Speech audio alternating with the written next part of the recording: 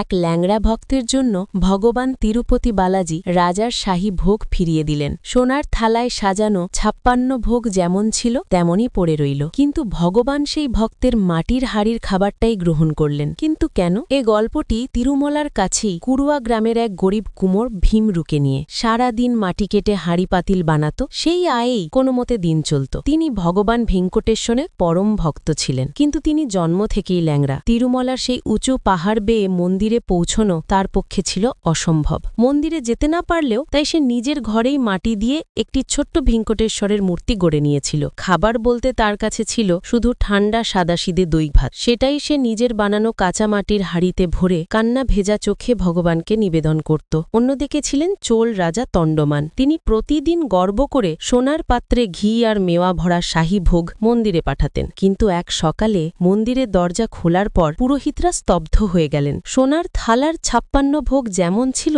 তেমনই পড়ে আছে, একটুও কমেনি। কিন্তু ভেঙ্কটেশ্বরের মূর্তির ঠোঁট ও গাল ভরা দই ভাতের দানা। খবরটি রাজার কাছে পৌঁছতেই তিনি ভীষণ বিচলিত হয়ে গেলেন। ভগবান তার ব্যয়বহুল ভোগ না খেয়ে দই ভাত খেলেন কোথা থেকে? রাজার অহংকার এক মুহূর্তে ভেঙে চুরমার হয়ে গেল। সেই রাতে স্বপ্নে ভগবান বালাজি তাকে বললেন, রাজা, কুড়ুয়া গ্রামে আমার এক ভক্ত ভীমরু থাকে। সোনা ঘি নয়, আমার কাছে সবচেয়ে আদরের সেই ল্যাংড়া ভক্তের মাটির হাঁড়ি আর তার সাদা মাটা দই ভাত। কারণ সেখানে দেখানো নেই, আছে শুধু নির্মল প্রেম। তার ভোগে নেই সোনা, নেই আড়ম্বর, আছে শুধু ভালোবাসা, বিশ্বাস আর নির্মল ভক্তি। আমি গ্রহণ করি হৃদয়ের পবিত্রতা, দেখানোর জন্য সাজানো প্রদর্শন নয়। পরের দিনই রাজা সেই ভক্তের বাড়িতে গেলেন এবং ভীমরুর পায়ে হাত রেখে প্রণাম করলেন। তৎক্ষণাৎ রাজা ঘোষণা করলেন, আজ থেকে মন্দিরে ভগবানকে প্রথম ভোগ এই মাটির হাঁড়িতে থাকা দই ভাত দিয়েই চড়ানো হবে, যেমন তার প্রিয় ভক্ত ভীমরু প্রদান করেন। আজ মানুষ তিরুপতির লাড্ডুর প্রেমে পড়ে, কারণ তা বাড়িতে নিয়ে যাওয়া যায়। কিন্তু ভগবান ভেঙ্কটেশ্বরের প্রিয় ভোগ